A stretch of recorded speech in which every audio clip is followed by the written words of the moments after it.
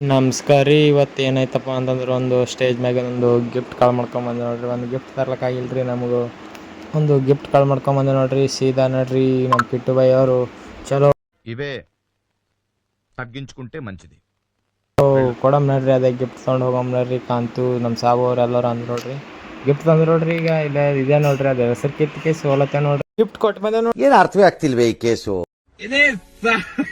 ನಮ್ಮ ಸಾಬು ಅಂದ ನೋಡ್ರಿ, ಊಟ ಮಾಡ್ಬಾರ್ರಿ ಮೇಡಮ್ ಅಂತ ಅಂದ ನೋಡ್ರಿ. ಊಟ ಆಯ್ತಾ ಮೇಡಮ್ ಅಲ್ಲಂದ್ರಿ, ಊಟ ಕೇಳ್ತಾರಿ, ಊಟ ಮಾಡ್ತಾರೇನಂತ್ರಿ. ಸಣ್ಣವು ದೊಡ್ಡವು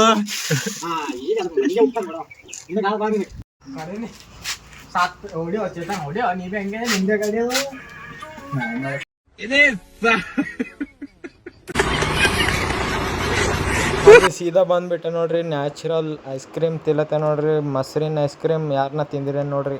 ದಿನ ನಿಂತು ಒಂದು ರಾಶ ಬಚ್ಚಿಟ್ಟಿನಿ ನೋಡ್ರಿ. ಏನಪ್ಪ ರಾಶ ಅಂದರು, ಇದು ಅಕ್ರಮ್ ಬೈ ಬಜ್ಜಿ ನೋಡ್ರಿ.